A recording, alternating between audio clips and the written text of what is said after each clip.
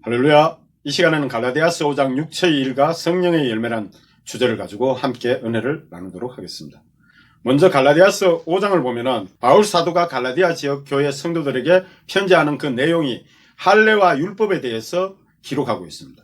그래서 1절을 보면은 사장에서의 율법을 따르는 여종 하갈의 아들과 약속의 믿음을 따르는 사라의 아들 가운데서 갈라디아 지역 교회 성도들은 예수 그리스도를 믿는 자유 있는 자의 약속된 아들들로서 예수 그리스도께서 죄에 대하여 완전한 자유를 주셨으므로 굳건하게 서서 다시는 종의 명예를 매지 말라, 이렇게 전하고 있습니다.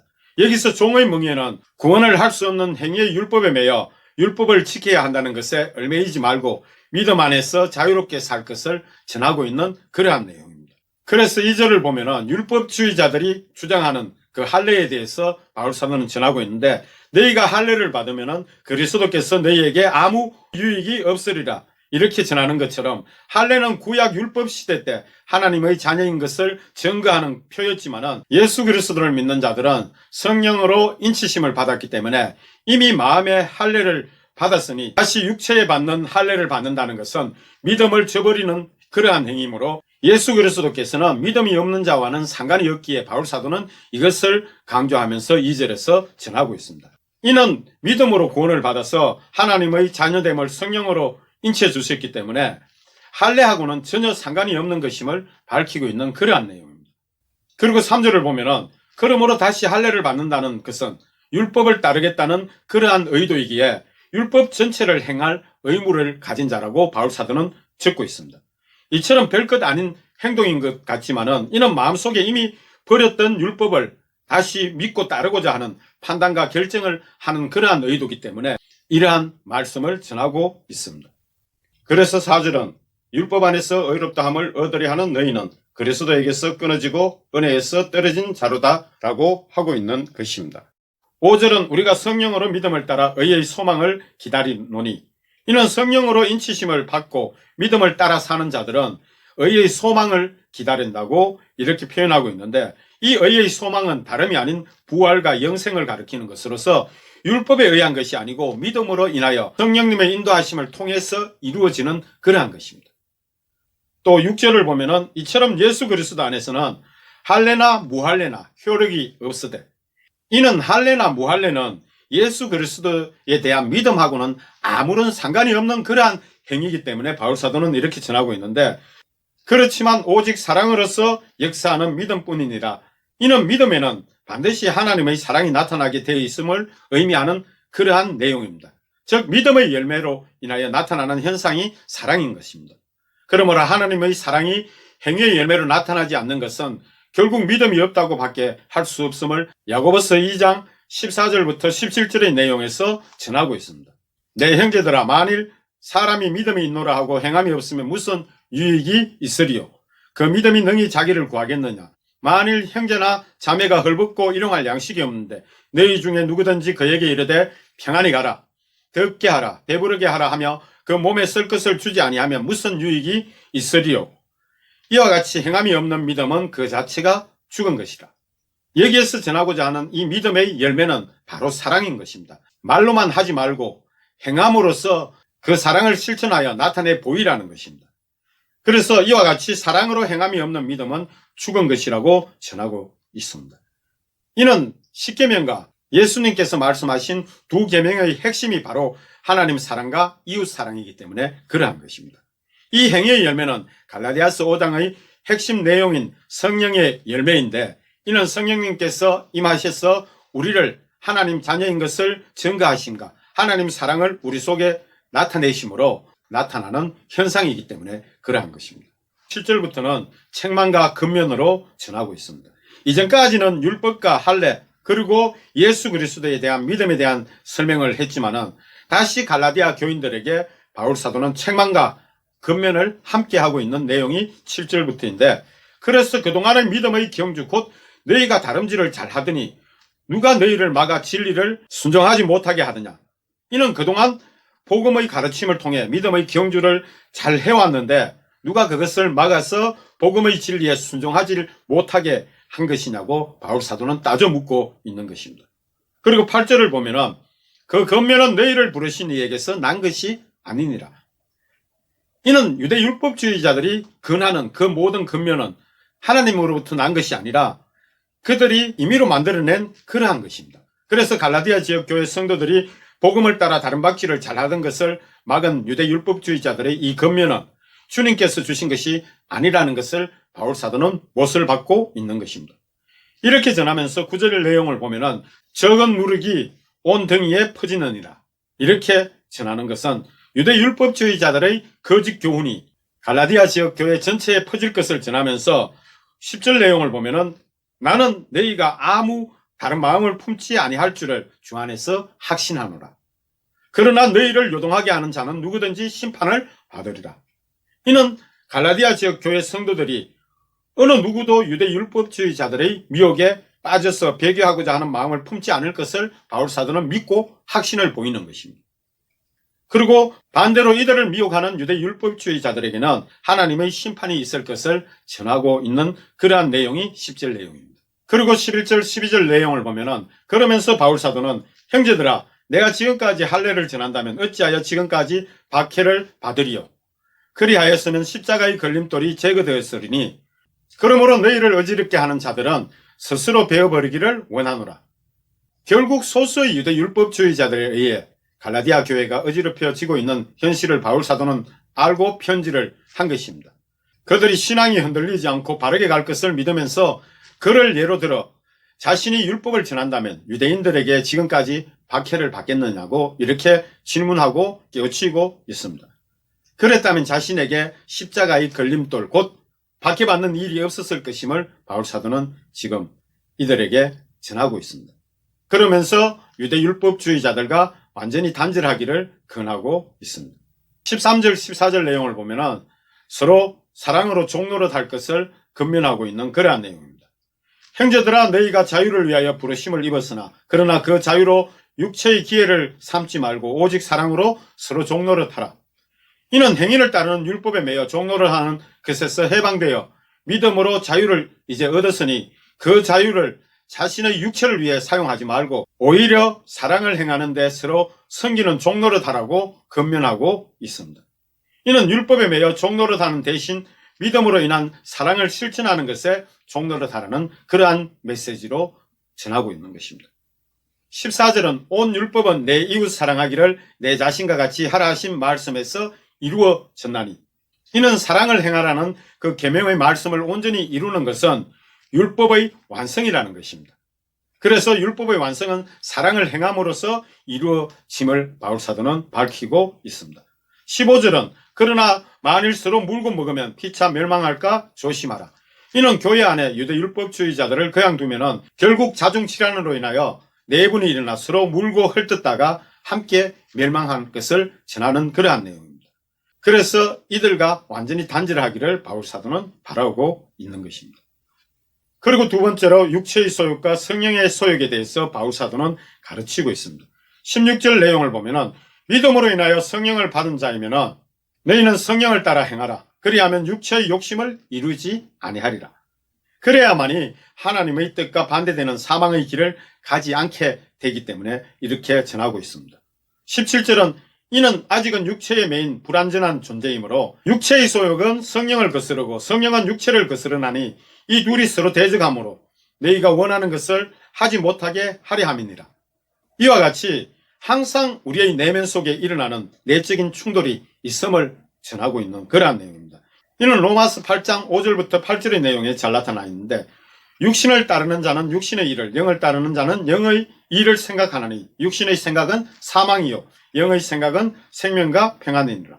육신의 생각은 하나님과 원수되나니 이는 하나님의 법에 굴복하지 아니할 뿐 아니라 할 수도 없음이라. 그래서 육신에 있는 자들은 하나님을 기쁘시게 할 수 없다고 이렇게 전하고 있습니다. 18절의 내용을 보면은 너희가 만일 성령의 인도하시는 바가 되면 율법 아래 있지 아니하리라. 이는 성령의 인도하심을 받는 자는 초등학문인 율법을 완성하는 하나님의 사랑을 실천하는 자가 되기 때문입니다. 먼저 육체의 일을 살펴보면은 19절에 음행과 더러운 것과 호색 이 세 가지는 성적인 제약입니다. 이는 아담의 불순종으로 인하여 신령한 몸은 소멸되고 죄로 인하여 남은 형상인 육체의 존재만 남아있기 때문에 먼저 성적인 제약으로 인하여 하나님의 성전인 그 몸을 더럽히게 되는 것입니다. 그래서 고린도전서 3장 16절 17절 내용을 보면은 너희는 너희가 하나님의 성전인 것과 하나님의 성령이 너희 안에 계시는 것을 알지 못하느냐. 누구든지 하나님의 성전을 더럽히면 하나님이 그 사람을 멸하시리라. 하나님의 성전은 거룩하니 너희도 그러하니라.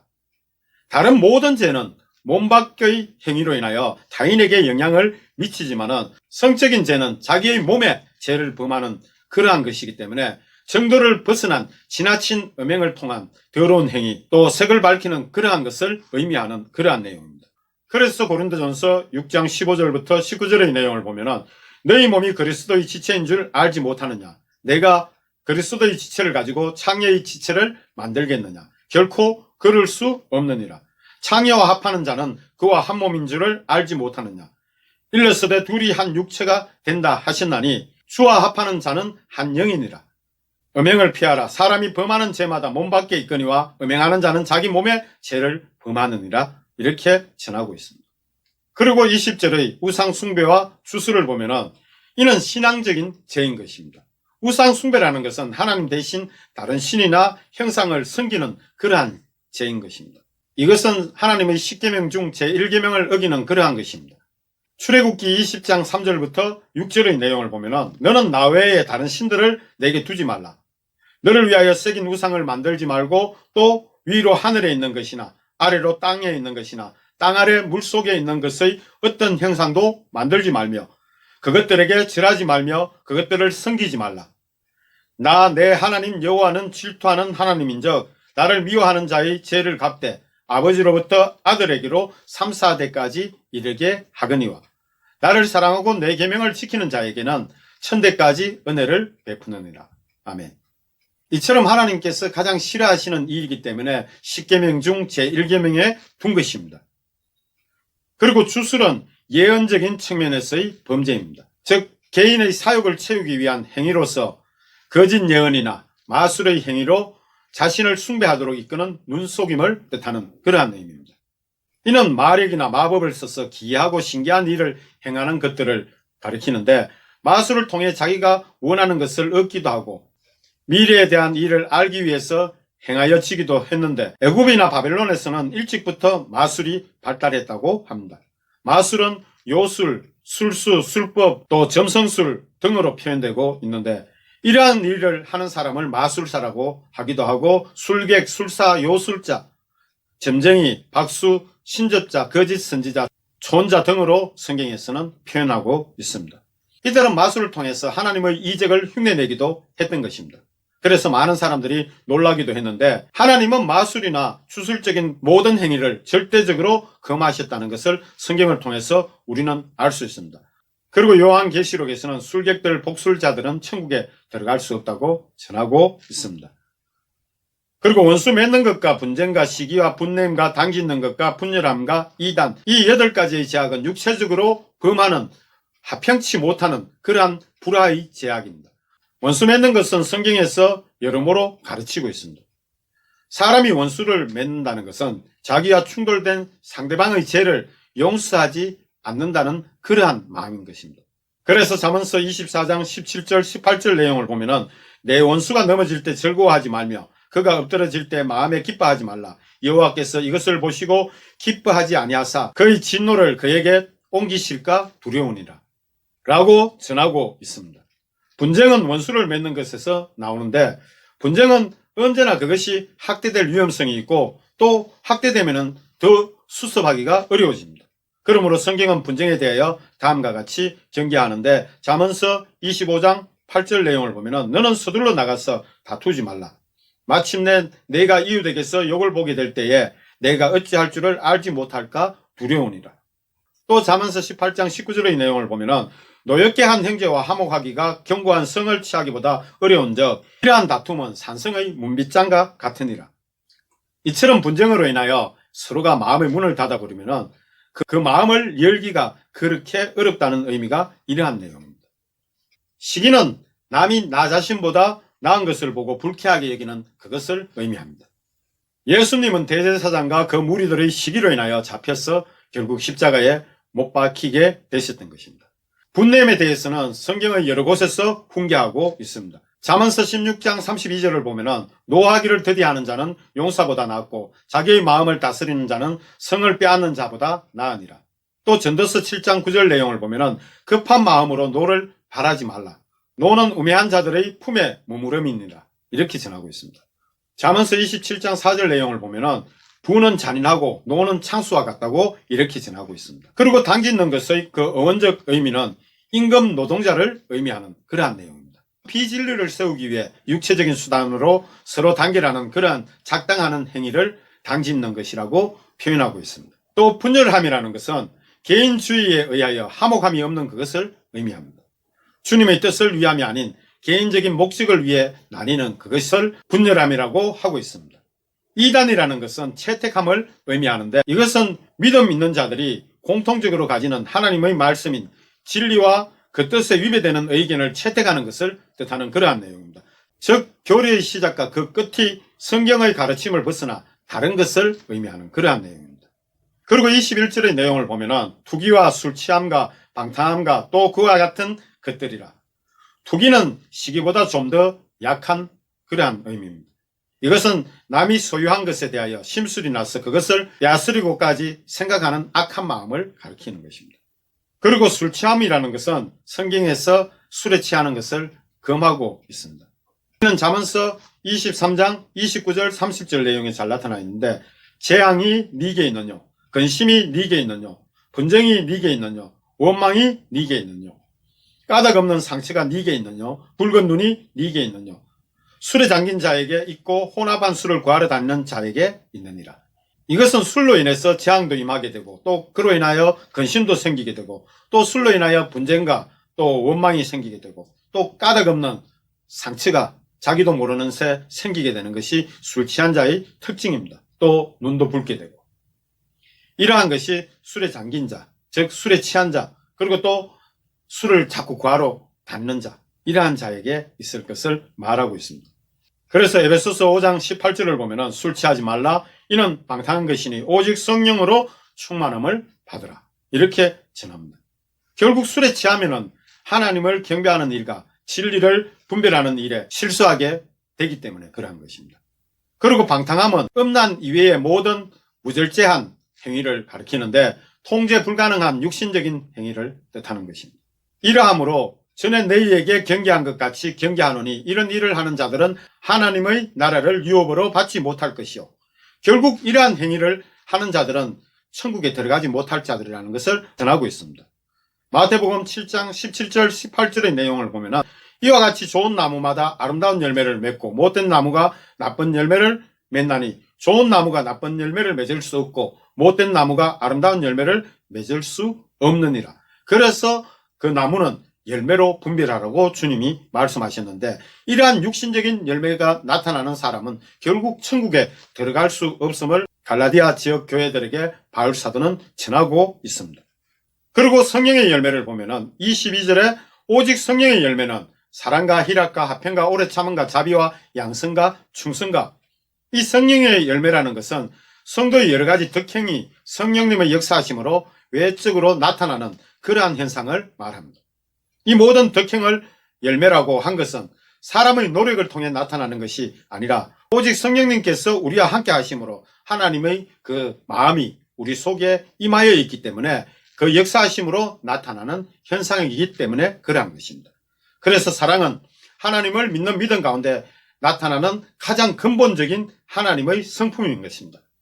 그래서 요한 1서 4장 7절 8절 내용을 보면은 사랑하는 자들아 우리가 서로 사랑하자. 사랑은 하나님께 속한 것이니 사랑하는 자마다 하나님으로부터 나서 하나님을 알고 사랑하지 아니하는 자는 하나님을 알지 못하나니 하나님은 사랑이십니다. 아멘. 그러므로 성령을 받은 자라면 우리 안에 역사하시는 성령님으로 하여금 하나님의 사랑이 나타나게 되어 있는데 그 사랑은 아가페 사랑인 것입니다.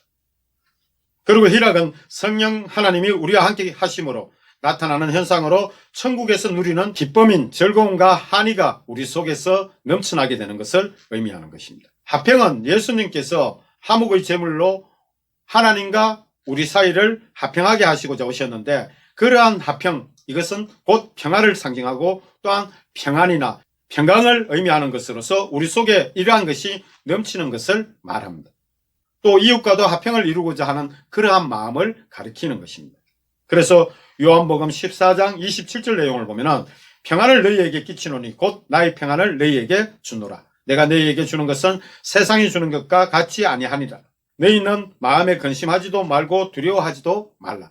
예수님이 이렇게 말씀하시고 제자들에게 평안을 주신 것은 바로 하늘나라의 그 화평이 임하여 진 것을 의미하는 것입니다.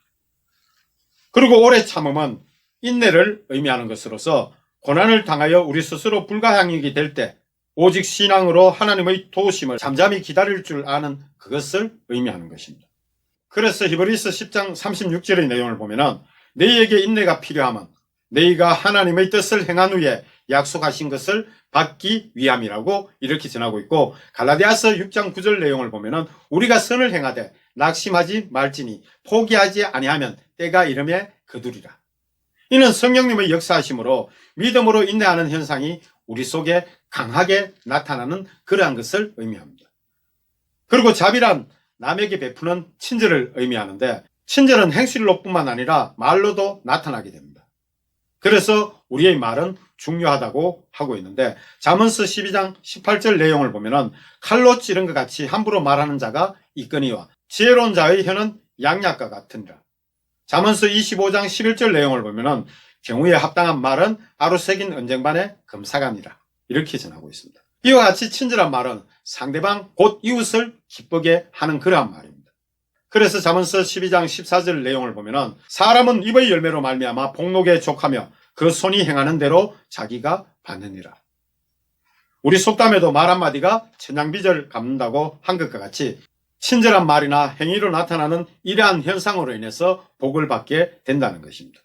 양선은 선량한 마음으로 나타나는 자선의 행위를 뜻하는 것으로서 어려운 사람을 보면 긍휼히 여기는 마음으로 구제하는 행위가 나타나는 그러한 마음을 가리킵니다. 충성은 믿음이 충만하여 충실히 주님의 뜻을 수행하고자 하는 그것을 뜻합니다. 그래서 고린도전서 4장 1절 2절 내용을 보면 사람이 마땅히 우리를 그리스도의 일꾼이요 하나님의 비밀을 맡은 자로 여길지어다. 그리고 맡은 자들에게 구할 것은 충성이니라. 이렇게 전하고 있습니다. 23절에 온유와 절제니 이 같은 것을 금할 법이 없느니라. 여기에서 온유는 부드러운 마음을 의미하는 것으로서 곧 온순함을 뜻하는 것입니다. 이는 목이 곧은 자처럼 교만하지 않고 겸손함으로 나타나는 그러한 성품인 것입니다. 절제는 스스로를 조절할 줄 아는, 즉 육신의 욕구를 다스릴 줄 아는 성품을 말합니다. 성령을 받아 성령님과 함께하는 자라면 누구나 육신의 소욕보다 성령의 소욕이 강하여 육신이 하고자 하는 그 모든 행동을 다스림으로써 절제시키게 되는 것입니다. 이러한 것이 성령님으로 인해서 각 사람에게 나타나는 현상은 그 어떤 것으로도 막지 못함을 갈라디아서 5장에서는 전하고 있습니다. 그래서 갈라디아 5장 결론을 보면은 먼저 새로운 피조물로서의 삶을 살 것을 바울 사도는 갈라디아 지역 성도들에게 전하고 있습니다. 24절 내용을 보면은 그리스도 예수의 사람들은 육체와 함께 그 정욕과 탐심을 십자가에 못 박았느니라. 이렇게 전하고 있는데, 이는 과거 육신에 매여 있을 때 성령을 받으면은 반드시 변화된 모습이 나타나게 되는데 그것이 성령의 열매로 나타나게 되는 것을 바울 사도는 전하고 있습니다. 그래서 성령으로 충만하면은 육신의 정욕과 탐심은 사라지고 성령의 열매만 풍성히 나타나게 된다는 것입니다.